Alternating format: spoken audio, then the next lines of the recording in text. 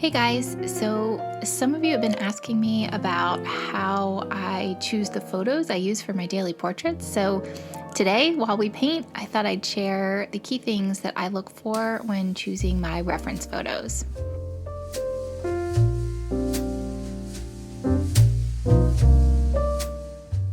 So here's the thing, not every photo is going to make a great portrait.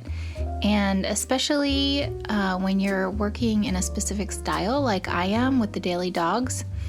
So don't get me wrong, this isn't because the photos are bad or because your dog doesn't look good. It's really because I'm looking to make something very specific, and for that I need the specific ingredients. And if that sounds like cooking, it kind of is. So think of this as more like a recipe that you can tweak to your personal taste.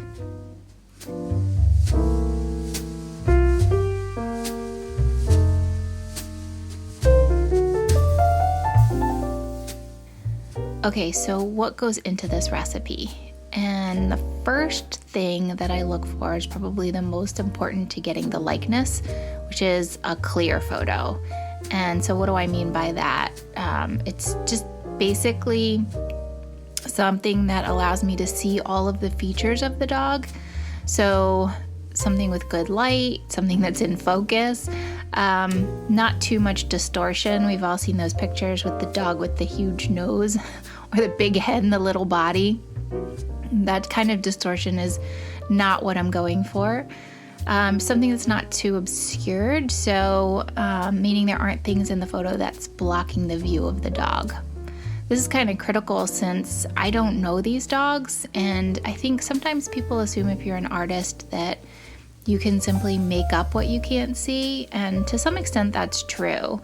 But the key here is accuracy. So how accurate would that be? If I can only see from the neck up in a photo, I can guess at what the rest of the dog looks like, but I might not know about that cute little white spot that they have on their chest that's super unique and special and, you know, really gonna make that portrait really look like that dog. I need to be able to see it. So being able to see all those things is really the difference between a portrait and just a painting of a dog.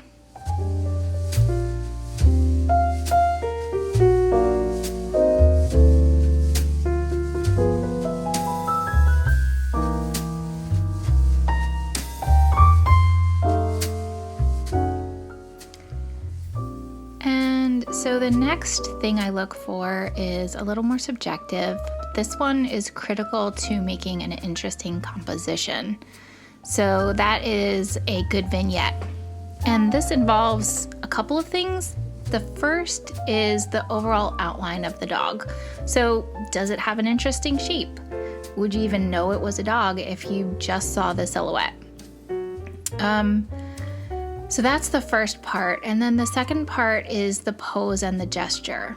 So sitting or standing works best as a pose, but the gesture of those poses can be very different. And it's hard to explain, but imagine the difference in a pose where you might be sitting up very straight versus one where you're kind of leaning off to the side on your elbow.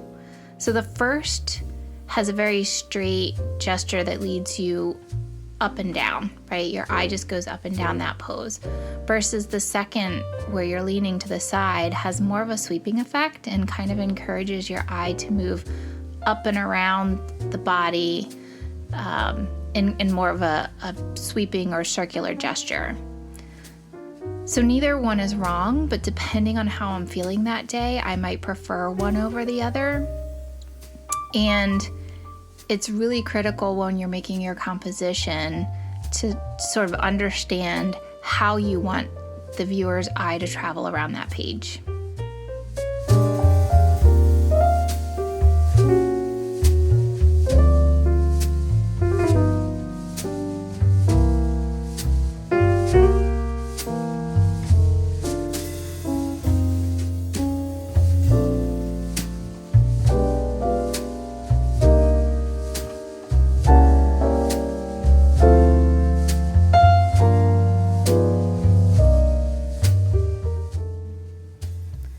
And the last thing that I look for is probably the easiest to find, and that is the artistic value. And so by this, I mean, is there something in there that sparks my interest? And for this project, that generally equates to something that challenges my painting ability, something that I'm trying to work on in the moment. So it might be an expression that I want to try to represent, or a different color application that I want to try. But ultimately, this is my chance to find something in the work that can help me build my skills as a painter.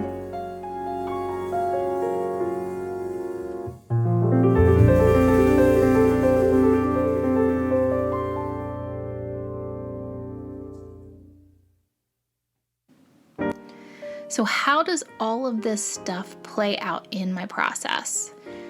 So every morning I take about 20 or 30 minutes to go through Instagram, and I just scroll through pictures to find some that strike me that day, starting with the ones that I'm tagged in.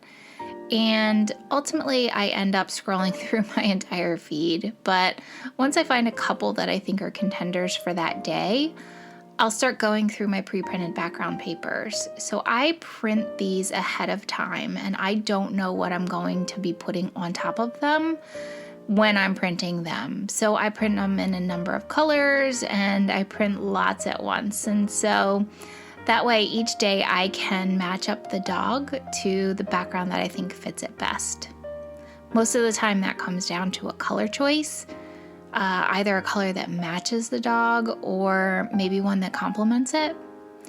Sometimes it comes down to the silhouette of the dog. I like to have a dog that's kind of breaking out of that printed area, and so if there's a print that's a little lopsided, where maybe the dog's ear could stick out a bit, or maybe there's a dark area where a lighter part of the dog could kind of break that shape up, that's always something that I'm looking for. So those kinds of things just create a little more interest in the painting.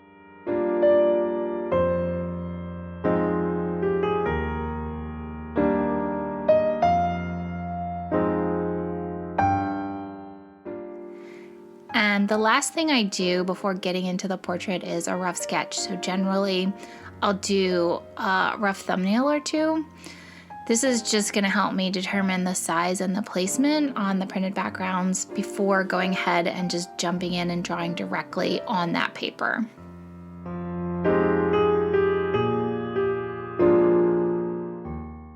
And that's it, guys. I'm really glad that you joined me today, and as always, I'd love to hear what you guys are working on, what challenges you're having, and what else you'd like to see from my channel. Just let me know in the comments.